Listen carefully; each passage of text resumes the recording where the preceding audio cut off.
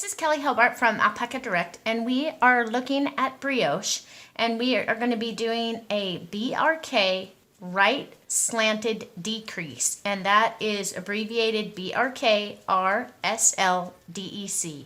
So the BRK Right Slanted Decrease is done over 3 stitches, a brioche knit, a purl, and a brioche knit.